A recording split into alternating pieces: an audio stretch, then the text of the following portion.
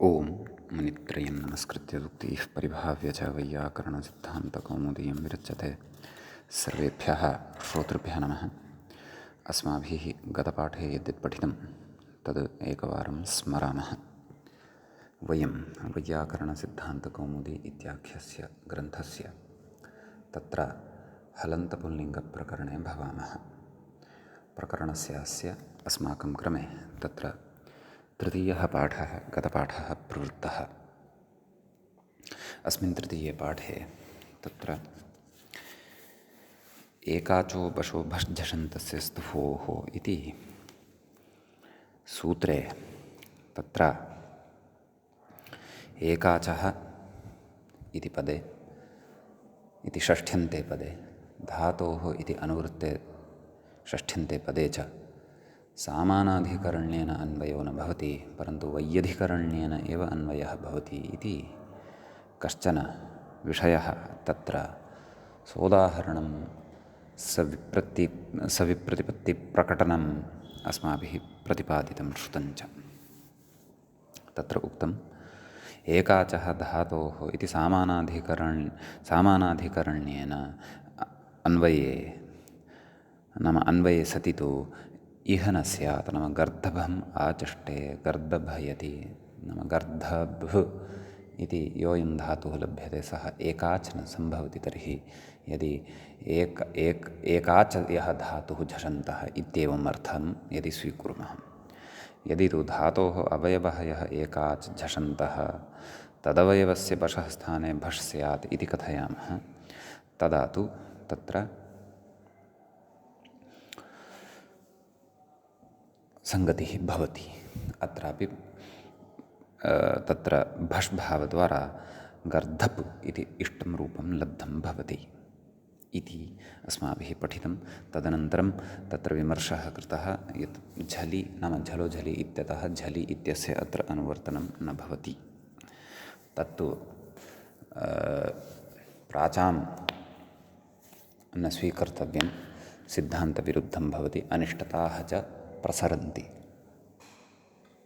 दुग्धं दोग्धा इत्यस्य स्थाने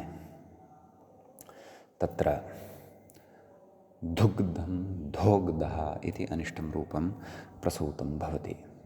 तत्तु अनिष्टं रूपं नापेक्षितम् इति एतदर्थं तत्र झलि इत्यस्य अनुवर्तनं नापेक्षितं, स्ध्वोः इत्येव वक्तव्यं तत्र इति मूले एव उक्तं। तदनन्तरं तत्र दुघ् इत्यत्र धातोः नाम अयं कश्चन एकाच् अवयवः स्वयमेव वर्तते। तर्हि धातोः अवयवः एकाच् अपेक्षितः, तर्हि अयं स्वयमेव दुघ् इति अवयवभूतः नाम एकाच् भूतः वर्तते। तर्हि एषः अवयवः कस्य भवितुम् अर्हति इति जिज्ञासायां तत्र उच्यते यत् व्यपदेशिवद्भावेन धात्ववयवत्वात् भष्भावः। नाम अत्र व्यपदेशिवदेकस्मिन् इति न्यायं पुरस्कृत्य अस्माभिः अयं दुघ् इति एकाच् अवयवः स्वस्य एव अवयवः भवति। नाम अयं धातुरपि अतः अस्य धातोः एव स्वस्य एव अवयवभूतः एषः भवति। अतः भष्भावः व्यपदेशिवद्भावं पुरस्कृत्य अत्र निर्वाह्यते इति। ततः तत्र अस्माभिः प्रथमाविभक्तेः रूपाणि सर्वाणि अपि साधितानि।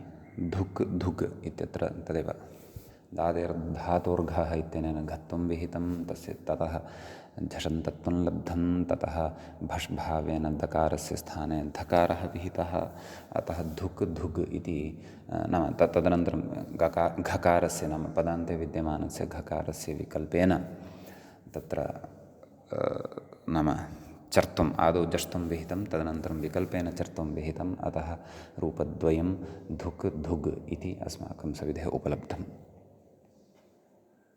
द्विवचने दुहौ, बहुवचने च दुहः इति रूपं तत्र मूले एव उक्तम्। सम्बोधने तु सर्वमपि समानमेव भवति। यथा प्रथमा वर्तते तद्वदेव सम्बोधनप्रथमा अपि भवति। हे धुक्, हे धुग्, हे दुहौ, हे दुहः इत्येवं रीत्या तत्र रूपाणि सम्बोधने अस्माभिः ज्ञेयानि भवन्ति। ततः तत्र एतावान् विशेषः एव। यद्यपि सम्बोधनं गतपाठे न दृष्टं, सम्बोधनम् इदानीम् अस्मिन् पाठे अस्माभिः श्रोतव्यम् अथवा श्रुतम् अधुनैव। एतावान् भागः अस्माभिः गते पाठे पठितः। तत्र विशेषेण गतपाठस्य अन्ते व्याख्यायाः पङ्क्तयः अस्माभिः इत्थं पठिताः। तत्र एवमासीत् पङ्क्तिः, क्विपः प्राक् प्रवृत्तायाः धातुसंज्ञायाः अनपायाद् दादेः इति घत्वे कृते झषन्तत्वात् भष्भावे चर्त्वविकल्पः इति भावः इति एते विषयाः। एषा पङ्क्तिः पठिता। तदनन्तरं दुहौ दुहः इति रूपं साधितम्, अर्थात् प्रथमा विभक्तिः साधिता इति आसीत् अयं तृतीयः पाठः। अधुना हलन्तपुंलिङ्गप्रकरणस्यास्य अस्माकं क्रमे तत्र चतुर्थः एषः पाठः आरब्धः भवति। तत्र चतुर्थे अस्मिन् पाठे दुह शब्दस्य एवं शब्दस्तु दुह इत्येव अस्ति हकारान्तः, द्वितीया विभक्तितः आरभ्य अस्माभिः रूपाणि द्रष्टव्यानि वर्तन्ते। तत्र सम्बोधनम् अधुनैव उक्तं मया, हे धुक्, हे धुग्, हे दुहौ, हे दुहः इत्येवं रीत्या सम्बोधनरूपाणि अपि ज्ञेयानि। द्वितीयायाः विभक्तेः एकवचने किं रूपं भवति तद् व्याख्याता अग्रे कथयन् अस्ति। तत्र वयं द्रष्टुं शक्नुमः दुहम् इत्यस्ति। दुह अम्, दुहं तावदेव। द्विवचने दुहौ समानं वर्तते। प्रथमाविभक्तेः द्विवचनवदेव रूपं वर्तते। बहुवचने दुहः इत्यपि समानं वर्तते। यथा प्रथमा बहुवचने वर्तते तद्वद् इदमपि। तृतीया विभक्तेः एकवचने कथयति दुहा इति, नाम टा प्रत्ययः भवति, तस्य आ इति अवशिष्यते, तस्य च मेलनेन दुहा इति रूपं सिद्धं भवति। प्रकृते क्वापि नाम द्वितीयाविभक्तेः द्विवचनादारभ्य प्रथमाविभक्तेः द्विवचनादारभ्य द्वितीयाविभक्तेः बहुवचनं यावत् तत्र भष् भावः न भवति। कुतः? परतः निमित्ताभावात्। एवं खलु। किञ्च झषन्तत्वमपि न लभ्यते। यतोहि दादेर्धातोर्घः इत्यनेन घत्वमपि न भवति। कुतः? झल् परतः झलपरकत्वं नास्ति, पदान्तत्वं चापि नास्ति, अतः। समीचीनं। ततः तृतीयाविभक्तेः द्विवचने कश्चन विशेषः अस्ति। सः विशेषः अधुना अत्र उच्यमानः वर्तते। उच्यते भ्यामादौ, कथयति भ्यामादौ दादेः इति घत्वे कृते, नाम दादेर्धातोर्घः इत्यनेन सूत्रेण घत्वं भवति। स्वादिषु इति पदत्वात्, स्वादिषु सर्वनामस्थाने इत्यनेन सूत्रेण पदत्वं भवति। पदान्तत्वप्रयुक्तो भष्भावः इति। एवं किल। नाम एकाचो बशो भष्झषन्तस्य स्थूः इत्यनेन तत्र भष्भावः सम्भवति वा न वा। यतोहि धातोः अवयवः यः एकाच् झषन्तः इति अपेक्षितः, तदवयवस्य बशः स्थाने भष् स्यात्। सकारे ध्वशब्दे च परतः, सकारे ध्वशब्दे पदान्ते च त्रीणि निमित्तानि तत्र सन्ति। ध्वशब्दे इत्येव न, पदान्ते च, पदस्य अन्ते अपि सः अपेक्षितः। यस्य भष्भावः कर्तव्यः झषन्तस्य इति भावः। सम्यक्। अतः पदान्तत्वप्रयुक्तः भष्भावः अत्र भवति इति। समीचीनं। तर्हि का स्थितिः जायते? धुग्भ्यां झराञ्जषन्ति इति जष्तुम् इति कथयति अग्रे। नाम घकारः यः वर्तते तस्य स्थाने गकारः भवति। धुग्भ्याम् इति सिद्ध्यति। समीचीनं। बहुवचने अपि समाना स्थितिः वर्तते, यतः पदत्वम् इति भवत्येव। पदत्वाच्च परं तत्र भष्भावः अपि भवत्येव। अतः धुग्भिः इति रूपं बहुवचने भवति इति तृतीया विभक्तिः। चतुर्थी विभक्तेः एकवचने तु ङे इति प्रत्ययः भवति, तस्य ए इति अवशिष्यते। दुह् ए। ततः तद् योजनेन दुहे इति रूपं सिद्धं भवति। द्विवचने नाम एकवचने भष्भावः कुतः न जातः? यतोहि पदान्तत्वं न लभ्यते। कुतः? यतोहि तत्र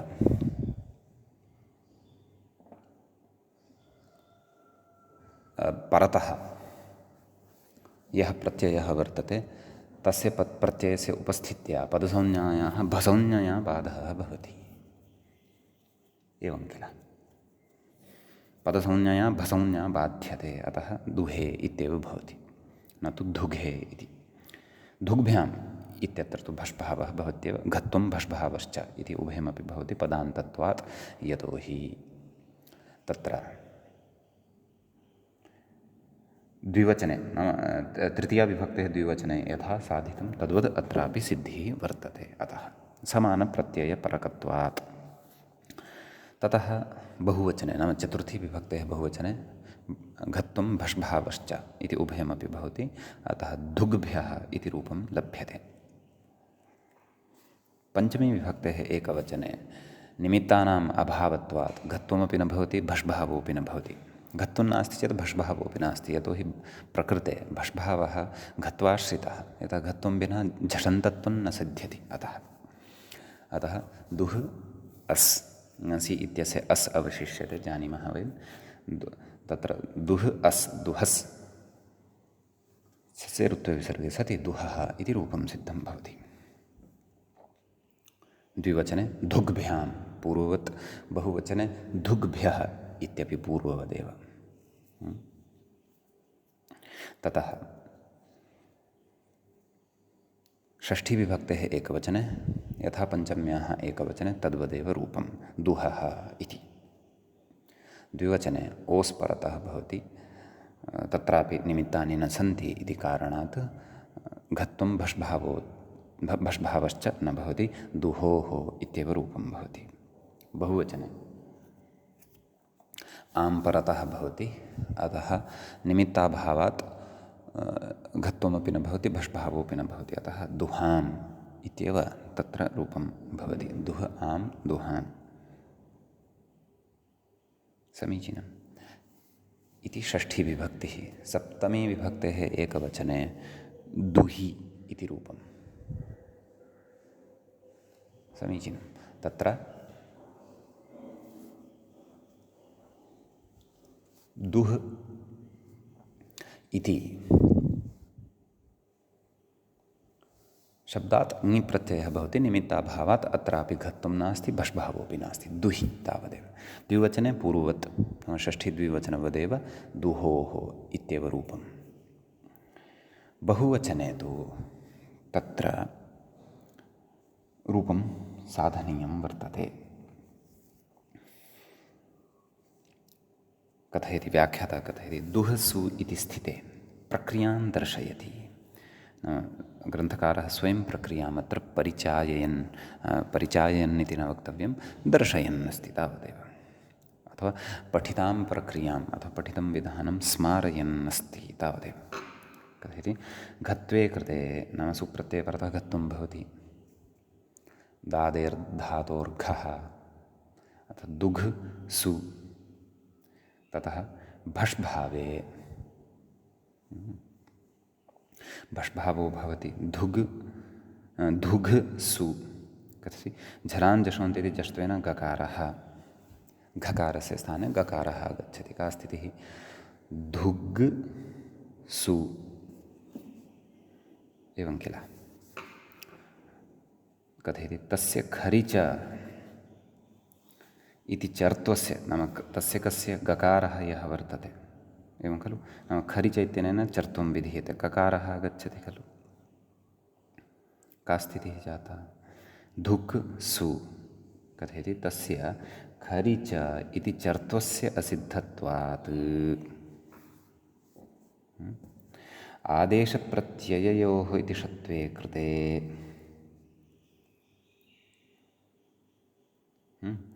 चर्त्वे नाम पश्यन्तु, आदौ चर्त्वं प्राप्तं भवति। चर्त्वं त्रिपाद्यां क्व इदम् उभयमपि त्रिपाद्यामेव। किं खरिच इत्यपि आदेशप्रत्यययोः इत्यपि।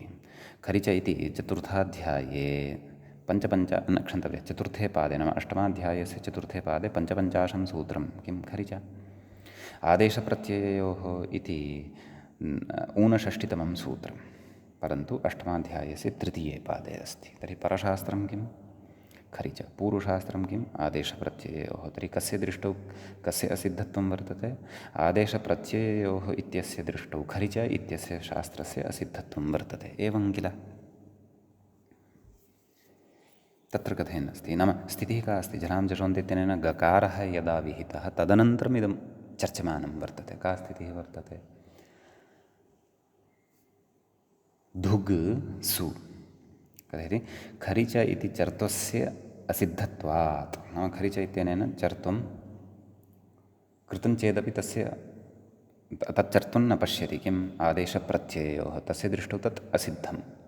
अस्तु, खरिच इति असिद्धम् अस्ति चेदपि आदेशप्रत्यययोः इत्यस्य सूत्रस्य यानि निमित्तानि सन्ति तानि तु सर्वाणि वर्तन्ते एव। सु इत्यत्र सकारः प्रत्ययावयवः वर्तते। अयञ्च इण्कोः परतः वर्तते कु कु अर्थात् कोः परतः वर्तते स च कः? गकारः। यदि ककारं न पश्यति एषः तर्हि अपि गकारात् परतः एषः सु इत्यस्य सकारः अस्ति एव। अतः तेन षत्वं भवति। खरिच इति असिद्धं चेदपि षत्वं भवति। अतः का स्थितिः अधुना लब्धा? धुग् षु। सम्यक्। धुग्षु इत्यवस्थायाम् अधुना चर्त्वम् अत्र भवति। एवं खलु। केन? खरिच। गकारस्य ककारः खरिफरझलाञ्चरः स्युः। धुक् सु नैव षत्वं तु कृतमेव अस्ति खलु। आम्। धुक् षु चर्त्वानन्तरम् एषा स्थितिः। कषयोः संयोगे क्ष इति भवति इति जानीमः। अतः धुक्षु इति रूपम् इति भावः। धुक्षु इत्यस्य रूपस्य सिद्धिः अत्र भवति इति। सम्यक्। इति अस्ति कश्चन विशेषः अत्र। ततः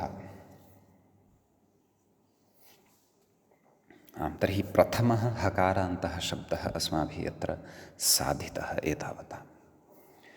अस्मिन् विषये ये नियमाः अस्माभिः पठिताः, यानि सूत्राणि, ये सिद्धान्ताः पठिताः, ते सर्वेपि बुद्धौ स्थापनीयाः अथवा तथा रीत्या अवश्यम् अवगन्तव्याः। यत् अपेक्षिते काले तेषां स्मरणं भवतु अथवा विस्मरणे सति पुनरपि दृष्ट्वा तत्र समन्वयनं कर्तुम् अस्माकं बुद्धिः समर्था स्यात्। तावत्तु यत्नः कर्तव्यः। यतोहि प्रथमस्य हकारान्तस्य दुह् इत्यस्य रूपेषु एव यदि स्पष्टता न स्यात् तर्हि अग्रे विषयः जटिलः भवेत्। परन्तु एतावान् विषयः यत्नेन जागरूकतया अवगमनपूर्वकं साधितश्चेत् अग्रे तु सर्वं सरलमेव अस्ति। नाम केचनैव नूतनाः विषयाः वक्ष्यन्ते, नूतनाः विधयः वक्ष्यन्ते। हकारान्तसम्बद्धानि अन्यानि कार्याणि तु एतावता मुख्यानि तु उक्तानि सन्ति एव।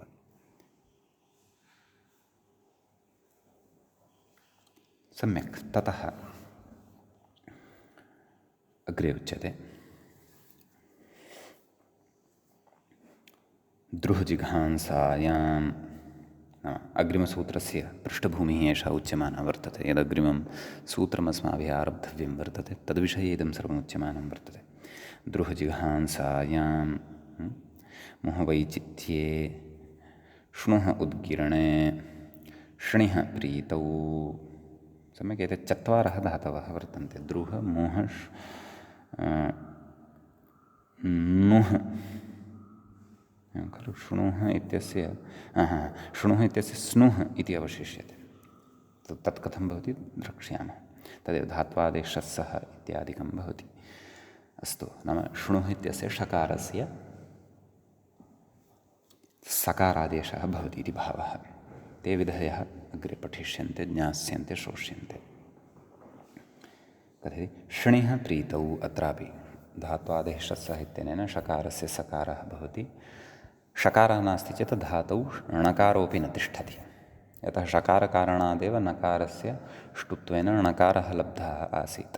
षकारः एव नास्ति ष्टुः, तर्हि तत्र स्तोः ष्टुत्वमपि कथं स्यात्। अतः निमित्तापाये नैमित्तिकस्याप्यपायः इत्युच्यते। उभयत्रापि कथयन्नस्मि। श्णुः श्णिः नाम उपदेशावस्थायाम् इदं धातोः स्वरूपं वर्तते। वस्तुतः स्नुः स्निः एवं वर्तते धातुः। धातुद्वयमपि इत्थं वर्तते। यतोहि अत्र आदौ यः षकारः वर्तते तस्य धात्वादेशः सः इत्यनेन सूत्रेण सकारादेशः भवति। समीचीनं। ततः तत्र सकारादेशात् परं सः णकारोऽपि न तिष्ठति। यतः नकारेण णत्वेन यदि भाव्यम् अथवा ष्टुत्वेन यदि भाव्यं तर्हि षकारस्य योगः अपेक्षितः ष्टुनाष्टुः इत्यत्र इति वयं जानीमः। अतः श्णुः उद्गिरणे अर्थात् स्नुः इति धातुः, श्णिः प्रीतौ अर्थात् स्निः इति धातुः। जिघांसा वैचित्यम् उद्गीर्णं प्रीतिः इत्येतेषाम् अर्थज्ञानाय कोशाः द्रष्टव्याः अथवा विस्तरेण अग्रे अपि अस्माभिः ज्ञास्यन्ते। जिघांसा नाम हन्तुम् इच्छा। वैचित्यं नाम विक्षिप्तता। उद्गीर्णं नाम कस्यचित् तत् वमनम् इव बहिः निष्कासनं मुखात्। प्रीतिः अर्थात् तृप्तिः, तर्पणं। प्रीयतर्पणे इति धातोः क्तिनि सति प्रीतिः इति रूपं सिद्धं भवति, भावे क्तिनि सति। अस्तु, एते अर्थाः सन्ति, विस्तरेण अग्रेपि चर्चयिष्यन्ते। बहु किमपि एतान् चतुरः धातून् आदाय अस्माभिः तत्र अग्रे पठनीयम् अस्ति। सद्यः तु अग्रे यत् सूत्रम् आगच्छद् वर्तते अस्माकं पुरतः, तस्मिन् सूत्रे एतेषां चतुर्णामपि धातूनां विषये उच्यते। अतः कृत्वा के अत्र धातवः पठिताः वर्तन्ते इति स्पष्टतार्थम् आदौ एव तेषाम् अर्थपूर्वकं निर्देशं कुर्वन्नस्ति व्याख्याता, येन अध्येतुः संशयः न स्यात्, संशयनिवृत्तिः स्यात्। कथयति, एभ्यः क्विबन्तेभ्यः, क्विप् प्रत्ययान्तेभ्यः सोर्लोपे, नाम आदौ क्विप् क्रियते। अत्र क्विप् च नाम कर्तरिक्विप् भवति। क्विप् कृत् प्रत्ययः अतः कृदन्तत्वात् कृत्तद्धितसमासाश्च इत्यनेन प्रातिपदिकसंज्ञा सिद्ध्यति। सम्यक् कथयति, सोर्लोपे दुहेर्दादित्वात्, नैव सम्यगेव सम्यक्। एभ्यः क्विबन्तेभ्यः सोर्लोपे द्रुहेर्दादित्वात् ढत्वं बाधित्वा नित्यं घत्वे प्राप्ते, एवं खलु। तत्र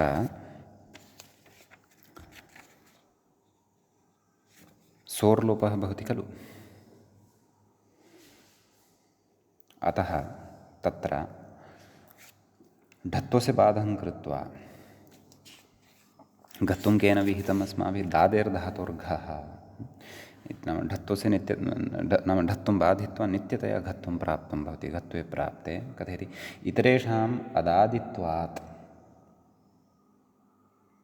नाम न दादयः ये वर्तन्ते ते अदादयः के मुः शृणु मुः स्नुः स्निः द्वितीयः धातुः मुः अस्ति, सः मादिः अस्ति अर्थात् मकारादिः अस्ति।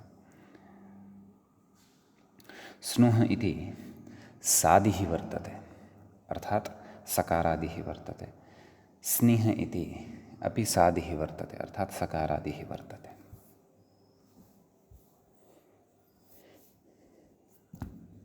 समीचीनम्। अतः उच्यते नाम इतरेषाम् अदादित्वात् नाम त्रयः ये अन्ये वर्तन्ते ते दादयः न सन्ति।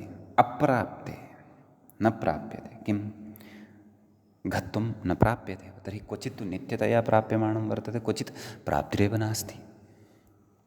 द्रुः इति यथा दुः इति धातुः पठितः तद्वत् द्रुः इत्यपि अस्ति, सोऽपि दादिः वर्तते। अतः तत्र ढत्वं प्रबाध्य नित्यतया घत्वस्य प्राप्तिः जायमाना अस्ति, परन्तु नित्यतया नापेक्षिता प्राप्तिः। किञ्च नित्यतया कुतः नापेक्षिता इति अनुपदमेव स्फुटीभविष्यति। अतः अत्र यथा गतशब्दस्य धुग् धुग् धुग् धुक् धुग् इति रूपद्वयमेव साधितं, तद्वत् प्रकृते अपि रूपद्वयमेव साधनीयम् इति नास्ति।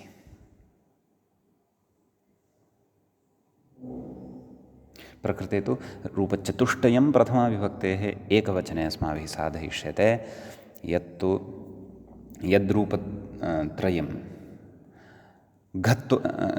यत्र रूपद्वयं ढत्वपक्षे सेत्स्यति रूपद्वयं घत्वपक्षे सेत्स्यति। अतः प्रथमाविभक्तेः एकवचने सुप्रत्यये परतः ढत्वम् अपि अपेक्षितं घत्वम् अपि अपेक्षितम्, उभयमपि अपेक्षितम्। सम्यक्।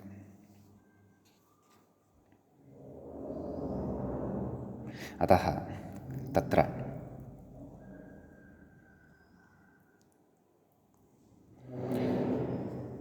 किमुच्यते चेत् इतरेषाम् अप्राप्ते घत्वे इदम् आरभ्यते।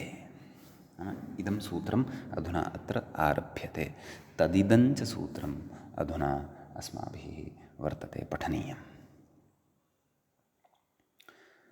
सम्यक्। तर्हि सूत्रं वर्तते वा द्रुह मुः शृणुः श्णिः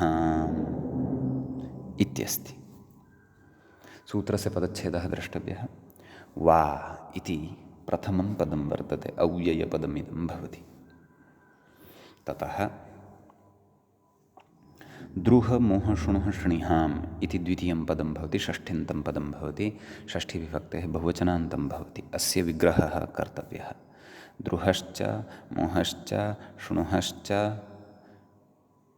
श्णिट् च। श्णिः इत्यस्य यदि रूपं चालयामः शब्दरूपवत् तर्हि प्रथमाविभक्तेः एकवचने यथा तत्र धुट् इति रूपं साधयिष्यते अग्रे तद्वद् इदमपि श्णिट् च।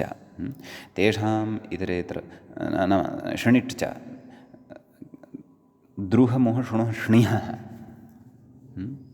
इति प्रथमाविभक्तेः बहुवचनं। तेषां केषां द्रुह मुः शृणुः श्णिहाम् एवं रीत्या षष्ठीविभक्तिः बहुवचनं च अत्र अवगन्तव्यम्। ततः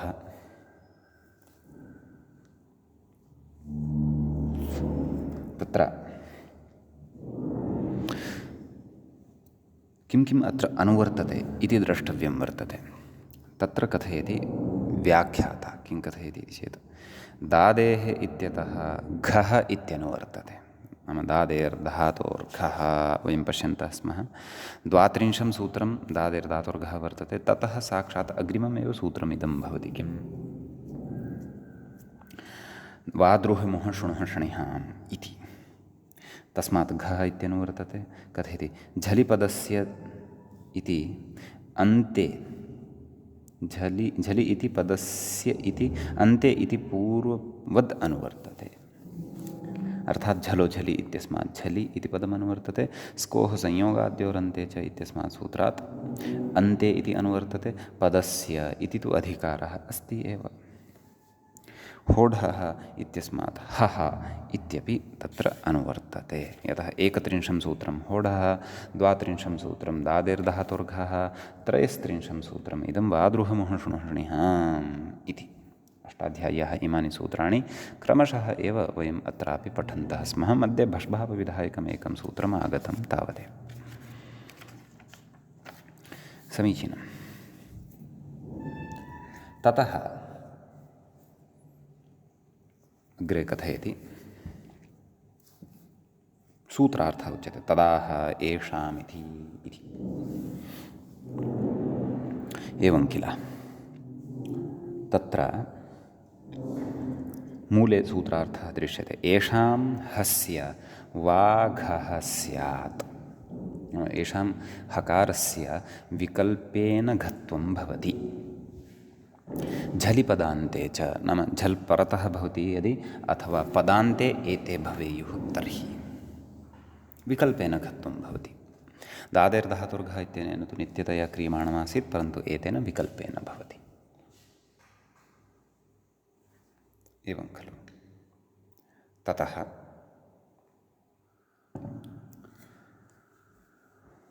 व्याख्याता किं कथयति, द्रुहादीनां चतुर्णाम् इत्यर्थः। नाम ये पठिताः चत्वारः धातवः तेषाम्। अस्तु, कथयति धृक् धृगिति रूपद्वयम् इदम् अस्ति। तर्हि घत्वं जातं, घत्वपक्षे रूपद्वयं साधनीयं वर्तते। घत्वपक्षे रूपद्वयस्य साधने क्लेशः एव नास्ति। यथा गतदुह् इति शब्दस्य, गतस्य दुह् इति शब्दस्य धुक् धुग् इति रूपद्वयं प्रथमाविभक्तेः एकवचने साधितं, तद्वत् एव अत्र अपि भवति इति भावः। सम्यक् कथयति, घत्वपक्षे भष्भावे चर्त्वविकल्पः इति भावः। नाम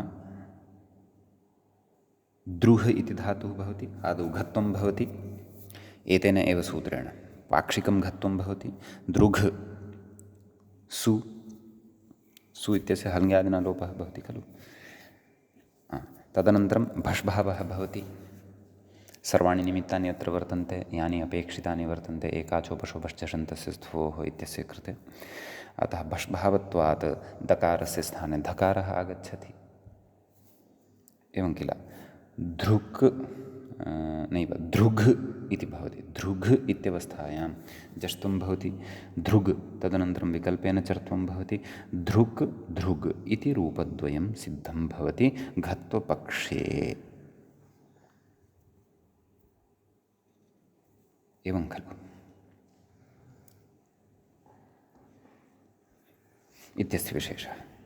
इदानीं घत्वा भावपक्षे रूपद्वयं साधनीयं वर्तते। एतावता प्रथमाविभक्तेः एकवचने रूपद्वयमेव अस्माभिः साधितं वर्तते। अधुना तत्र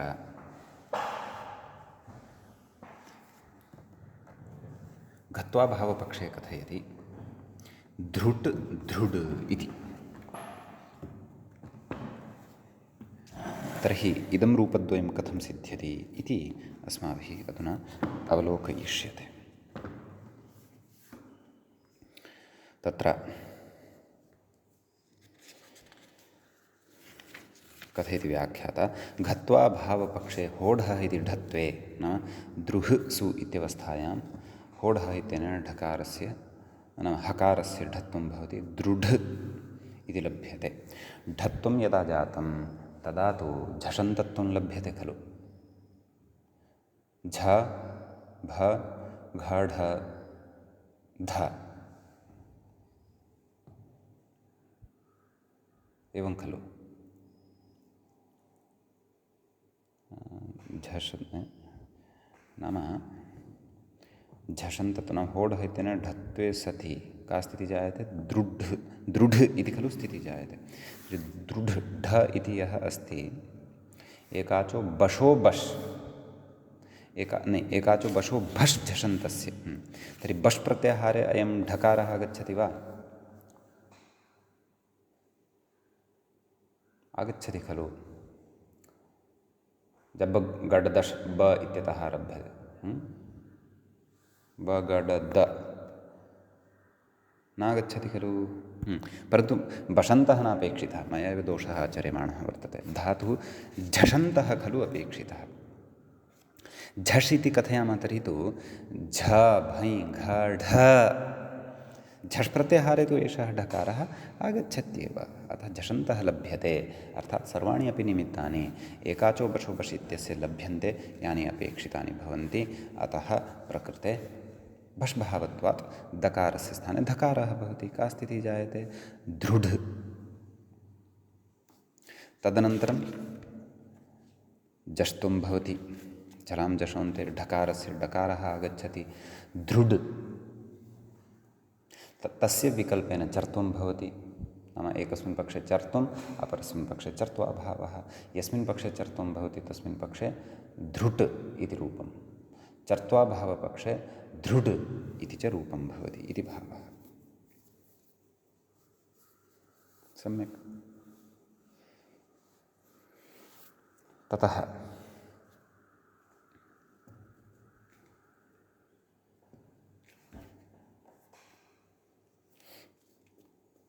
अग्रे कथयति।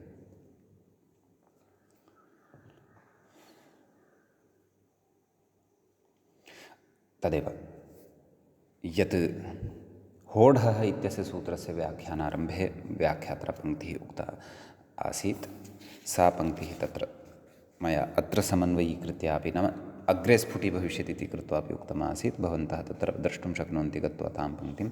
न च डकारः एव कुतो न विहितः इति वाच्यं वादृः इत्यत्र वक्ष्यमाणत्वात्, नाम होढः इति कर्तव्यापेक्षया होड्डः इत्येव कुतो न उच्यते, तस्य उत्तरमत्र अधुना वर्तते। किम्? अत्र भष्भावार्थमेव होढः इति सूत्रे ढः एव विहितः वा न वा?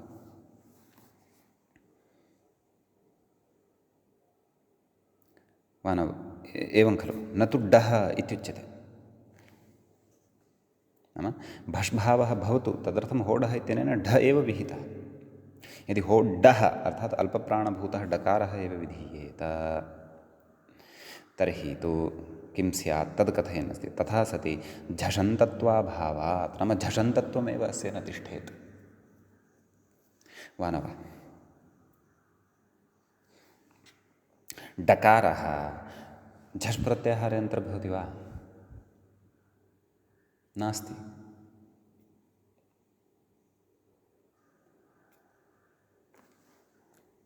एवं किल, झष् झभञ् घढ धष् जबगडदष्, डकारः तु ततः अग्रे अस्ति। अतः झषन्तत्वाभावात् भष्भावः एव न स्यात्, तस्मात् अपेक्षितं रूपं न लभ्येत। अतः तत्र दृढ इत्यत्र झषन्तत्वात् भष्भावः भवतु, एतदर्थं होढः इत्यनेन ढत्वम् एव विधेयं, न तु डत्वं। सम्यक्। मन्ये अधुना आगत्य वयं वक्तुं शक्नुमः, अथवा भवताम् एषा स्पष्टता जाता स्यात् यत् किमर्थं होढः इत्येव उक्तं, होड्डः इति नोक्तम् इति। समीचीनम्। अतः सा एषा स्पष्टता अस्माभिः बुद्धौ अत्र स्थापनीया। तर्हि प्रथमा विभक्तिः एतावता। तर्हि किम् आयातं?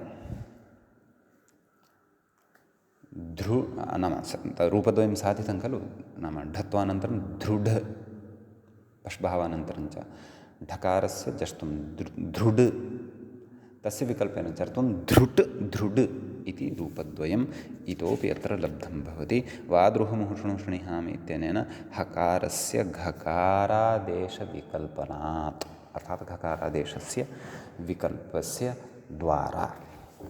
यदि तु नित्यमेव ढत्वं नित्यमेव घत्वं यदि स्यात् तर्हि तु द्विविधमेव रूपं लभ्यते स्म, धुक् धुग् तावदेव वा न वा?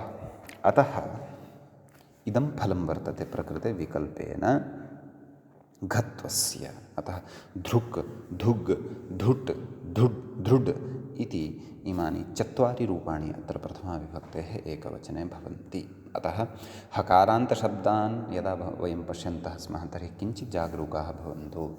तत्र विकल्पेन घत्वविधिम् अवश्यं स्मरन्तु।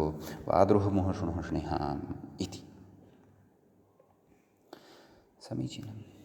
इति प्रथमाविभक्तेः एकवचनम्। कथयति अचिसुपि द्रुहम् इत्यादि। नाम द्विवचने तत्र नाम प्रथमविभक्तेः द्विवचने द्रुहौ इति, बहुवचने द्रुहः, द्वितीयाविभक्तेः एकवचने द्रुहम् इति, द्विवचने द्रुहौ, बहुवचने द्रुहः इति रूपम्। सम्यक्। तृतीयाविभक्तेः एकवचने द्रुहा। द्विवचनस्य रूपं कथयन्नस्ति व्याख्याता। धृग्भ्यां, मूले अपि दत्तमस्ति। मूले द्रुहौ द्रुहः इति प्रदाय तदनन्तरं भ्यामि परतः एकं रूपं प्रदत्तं वर्तते, धृग्भ्यां, धृड्भ्याम्। एवं खलु विकल्पेन रूपद्वयम् अत्र भविष्यति। घत्वपक्षे एकं रूपं, तदेव व्याख्याता कथयति। घत्वपक्षे भष्बहवः, धृग्भ्याम्, अग्रे कथयति धृड्भ्यां कथयति। घत्वाभावपक्षे धत्वे जष्ट्वे रूपम् इति। घत्वं यस्मिन् पक्षे न भवति तस्मिन् पक्षे ढत्वं भवति, परन्तु भष्भावः तस्मिन् पक्षे अपि भवत्येव। तस्मिन् पक्षे भष्भावः न भवति इति नास्ति। एवं खलु। ढत्वे जष्ट्वे रूपं, तर्हि रूपद्वयम् अत्र भवति, धृग्भ्यां धृड्भ्याम् एवं रीत्या। एवं खलु। अग्रे कथयति एवं भिसि भ्यसि च रूपद्वयम्, अर्थात् बहुवचने तत्र एकं रूपं भविष्यति धृग्भिः, अपरञ्च रूपं भविष्यति धृड्भिः। समीचीनम्। चतुर्थी विभक्तेः एकवचने द्रुहे इति एकमेव रूपं, यतः निमित्तानाम् अभावे तत्र घत्वं, वैकल्पिकं घत्वं वा भष्भावो वा न भवति इति। सम्यक्। अतः धृग्भ्यां धृड्भ्याम् इति एवं रीत्या रूपद्वयमेव तत्र भवति। बहुवचने धृग्भिः धृड्भिः इति साधितं खलु। आमां, चतुर्थ्यां स्मः खलु। द्रुहे इति रूपं भवति। द्विवचने धृग्भ्यां धृड्भ्याम् इति पूर्ववत्। बहुवचने धृग्भ्यः धृड्भ्यः इति रूपं च ज्ञेयं। नाम रूपद्वयं चतुर्थ्याः बहुवचने अपि भविष्यति इति भावः। सम्यक्। ततः पञ्चमी विभक्तेः एकवचनस्य रूपं कथयति व्याख्याता, द्रुहः। सम्यक्। अत्र एकमेव रूपं। द्विवचने धृग्भ्यां धृड्भ्याम् इति रूपद्वयं, बहुवचने धृग्भ्यः धृड्भ्यः इति रूपद्वयं पूर्ववत्। षष्ठी विभक्तेः एकवचनस्य रूपं कथयन्नस्ति। किं? द्रुहः। नैव, पञ्चमी विभक्तिः, षष्ठी न पञ्चमी। सम्यक्। अग्रे द्रुहः नाम षष्ठीविभक्तेः एकवचनमिदं भवति, परन्तु पञ्चम्याः द्विवचनस्य रूपमपि अस्माभिः मनसि स्थापनीयम्, अर्थात् पूर्ववदेव भवति। अर्थात् धृग्भ्यां धृड्भ्याम् इति रूपमेव तत्रापि, इति रूपद्वयमेव तत्रापि भवति। समीचीनं। ततः तत्र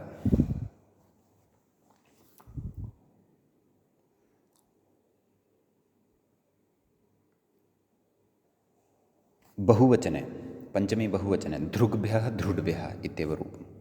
षष्ठीविभक्तेः एकवचनस्य रूपं व्याख्यात्रा प्रदत्तं वर्तते, पुनः यत् समानमेव दृश्यते, द्रुहः। सम्यक्। द्विवचने ओसि परतः अपि एकमेव रूपं, यतः निमित्ताभावे वैकल्पिकघत्वं भष्भावो वा न भवति। सम्यक्। अतः द्रुहोः इत्येव रूपं बहुवचने अर्थात् षष्ठ्याः बहुवचने अपि एकमेव रूपं तत्र ज्ञातव्यं, द्रुहां तावदेव। सप्तमीविभक्तेः एकवचने ङि प्रत्यये परतः द्रुहि इति रूपं भवति, एवं खलु। ततश्च द्विवचने द्रुहोः इत्यपि रूपं पूर्ववदेव ज्ञातव्यम्। बहुवचने कथयति धृक्ष्विति, मूले पश्यन्तु। धृक्षु धृट्सु, धृक्षु धृट्सु धृट्सु एवं रीत्या त्रीणि रूपाणि अत्र अस्माभिः ज्ञातव्यानि। तर्हि किं किं रूपं कथं सिद्ध्यति इत्येतस्मिन् विषये अग्रे अत्र कथयन्नस्ति। किं कथयति? घत्वे भष्भावे, नाम यस्मिन् पक्षे घत्वं भवति भष्भावश्च भवति। वानवः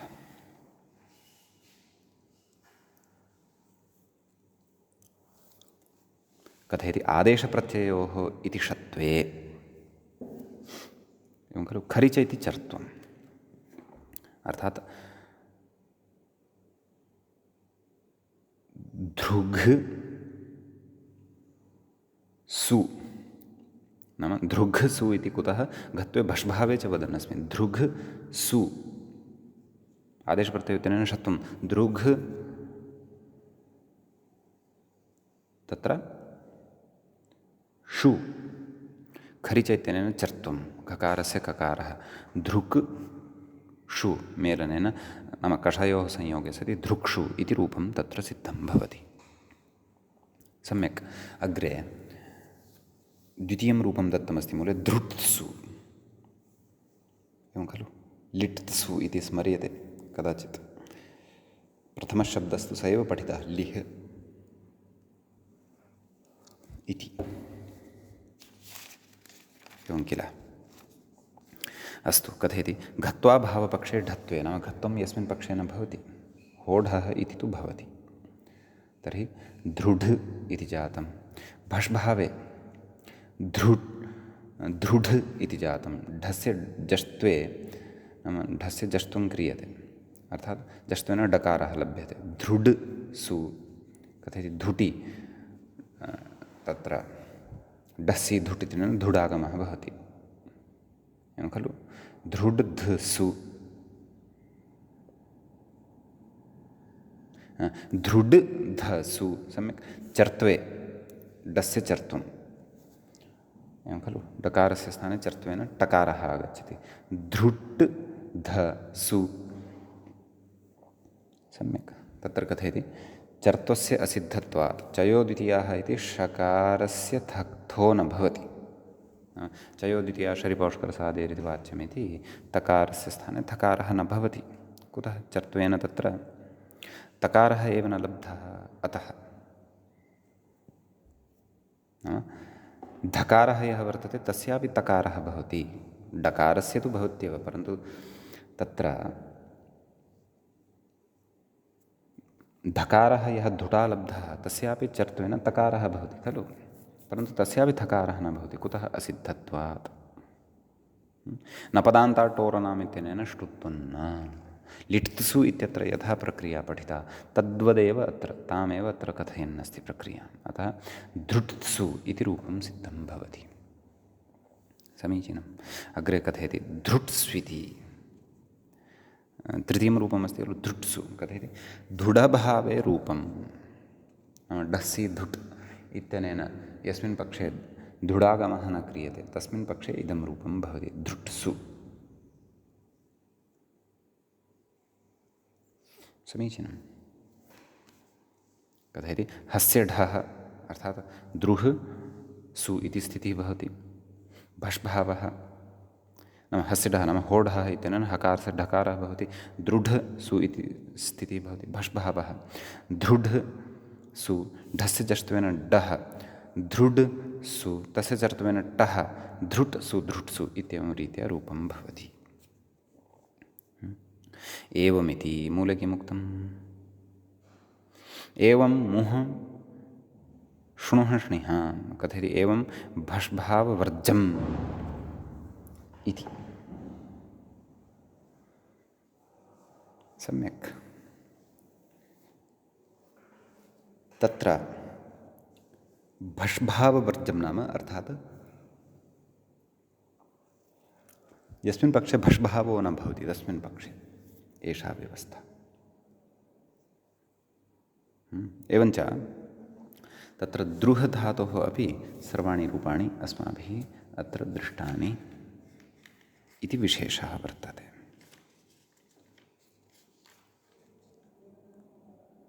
समीचीनम्। अतः प्रकृते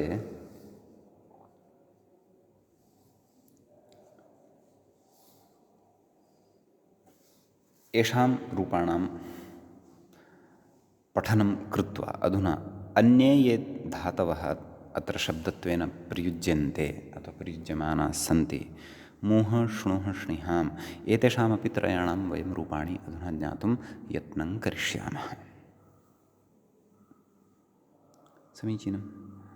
कथयति एवमिति मूले उक्तमेव खलु, एवं मुः श्णुः श्निहां नाम एतेषां त्रयाणामपि रूपाणि इत्थमेव भवन्ति इति।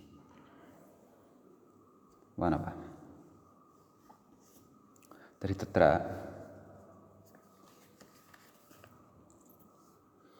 भष्भावः भवति वा न वा इति द्रष्टव्यं। यद्यपि व्याख्यात्रा उक्तं भष्भाववर्जं नाम भष्भावः न भवति इत्युच्यते। एवं खलु, भष्भावः कुतः न भवति इति खलु द्रष्टव्यं वर्तते। नाम किमर्थं भष्भावस्य प्राप्तिरत्र न भवति। यद्यपि तत्र द्रुह नाम धातवः नाम विकल्पेन घत्व विधानार्थं तु एते त्रयः अपि धातवः सूत्रे पठिताः वर्तन्ते। नाम द्रुह एतदतिरिक्ताः ये त्रयः वर्तन्ते ते त्रयः अपि अस्मिन् सूत्रे तु दृश्यन्ते एव। एवं खलु। तथापि भष्भावः कुतः न प्रवर्तते। यथा इदानीं तत्र प्रथमः धातुः वर्तते मुः। मुः वैचित्ये स्नुः इति च स्निः इति च त्रयः धातवः दृष्टाः खलु अस्माभिः।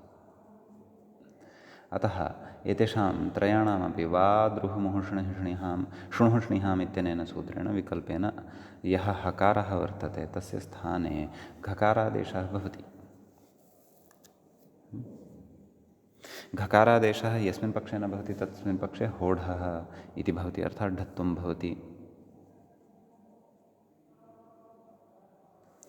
सम्यक्।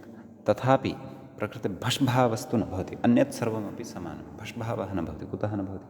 अर्थात् दकारः यः वर्तते तस्य स्थाने दकारस्य स्थाने भष्भावः एव न भवति। न, दकारः नास्ति एव अत्र। अत्र बष्वर्णः एव नास्ति। यस्य स्थाने भष्भावः क्रियते सः ते वर्णाः एव न। बष् वर्णाः के? ब ग ड द, जब ग ड द, एवं खलु। ब ग ड द, एते चत्वारः वर्णाः वर्तन्ते। एषु त्रिष्वपि धातुषु सः तत्र स्नुः मुः इति भवतु, स्नुः इति वा भवतु, स्निः इति वा भवतु, त्रयः अपि इमे धातवः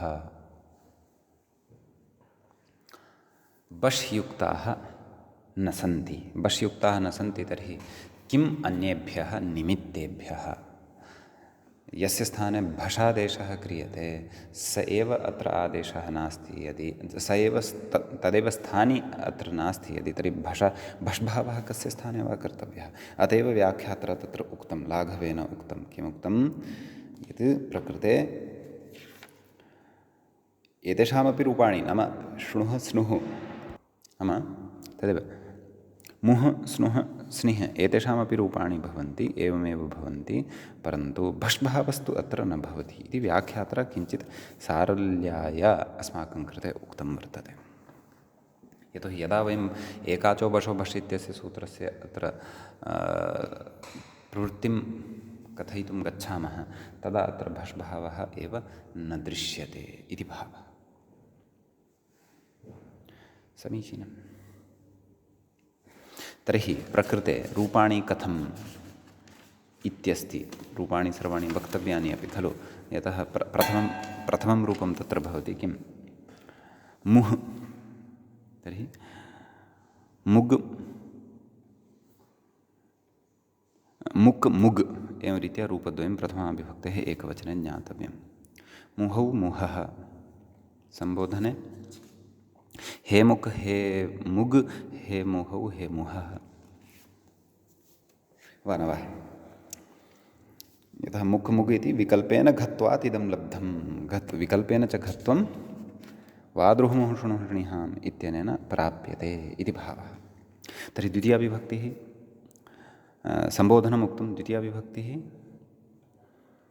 तत्र मुहं मुहौ मुहः, तृतीया मुहा, तृतीया द्विवचने रूपद्वयं मुग्भ्यां मुड्भ्याम् एवं खलु। यतः विकल्पेन घत्वं भवति अतः इदम् उक्तम्।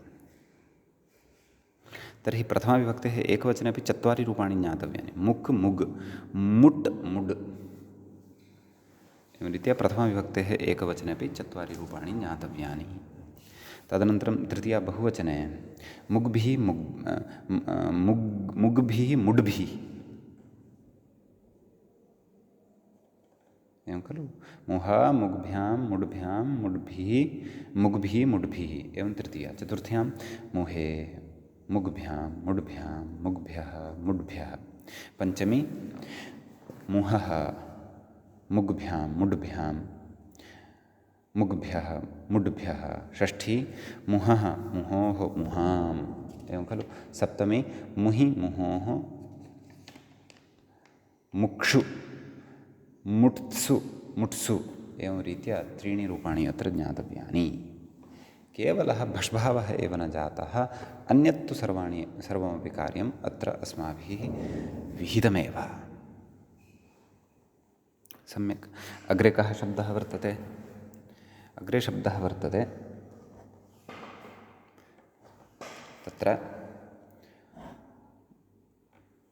श्नुः स्नुः इति भवति वस्तुतः। तत्रुच्यते एवमेव रूपाणि। प्रथमाविभक्तेः एकवचने चत्वारि रूपाणि। स्नुक् स्नुग् स्नुड् स्नुट् स्नुड् इति एकवचनं, स्नुहौ स्नुहः इति द्विवचनं बहुवचनं च। संबोधने हे स्नुक् हे स्नुग् हे स्नुट् हे स्नुड् चत्वारि रूपाणि बहुवचने अपि भविष्यन्ति। सम्यक्। ततः हे द्विवचने हे स्नुहौ हे स्नुहः, द्वितीया स्नुहं स्नुहौ स्नुहः, तृतीया स्नुहा स्नुग्भ्यां स्नुड्भ्याम् इतः रूपद्वयं भ्यामादौ, स्नुग्भिः स्नुड्भिः। चतुर्थी स्नुहे स्नुग्भ्यां स्नुड्भ्यां स्नुग्भ्यः स्नुड्भ्यः। पञ्चमी स्नुहः स्नुग्भ्यां स्नुड्भ्यां स्नुग्भ्यः स्नुड्भ्यः। षष्ठी स्नुहः स्नुहोः स्नुहां। सप्तमी स्नुहि स्नुहोः स्नुक्षु स्नुट्सु स्नुट्सु एवं रीत्या स्नुः धातोः सेत्स्यन्ति। एवमेव स्निह धातुः वर्तते। तत्रापि भष्भावस्य अवसरः नास्ति, अन्यत्तु सर्वं भविष्यति। विकल्पेन घत्वपक्षे अन्ते ककारः गकारः च श्रोष्यते, ढत्वपक्षे अन्ते टकारः डकारः च श्रोष्यते प्रथमाविभक्तेः एकवचने। अतः स्मिक् स्मिग् स्मिट् स्मिड् एवं त्रीणि रूपाणि अस्य शब्दस्य प्रथमाविभक्तेः एकवचने ज्ञेयानि। द्विवचने तत्र स्मिहौ इति सिद्ध्यति, बहुवचने स्मिहः इति च सिद्ध्यति। संबोधने हे स्मिक् हे स्मिग् हे स्मिट् हे स्मिड्, द्विवचने हे स्मिहौ, बहुवचने हे स्मिहः इति इमानि रूपाणि सिद्ध्यन्ति। सम्यक्। द्वितीयायां स्निहं स्निहौ स्निहः तृतीयायां स्निह स्निग्भ्यां स्निड्भ्यां स्निड्भिः स्निग्भिः स्निड्भिः चतुर्थी स्निहे स्निग्भ्यां स्निड्भ्यां स्निग्भ्यः स्निड्भ्यः पंचमी स्निहः स्निग्भ्यां स्निड्भ्यां स्निग्भ्यः स्निड्भ्यः पंचमी नैव षष्ठी स्निहः स्निहोः स्निहाम् एवं खलु सप्तमी स्निहि स्निहोः एवं खलु स्निक्षु स्निट्सु स्निट्सु त्रीणि रूपाणि सप्तमी विभक्तेः बहुवचने अत्र अस्माभिः ज्ञेयानि सम्यक्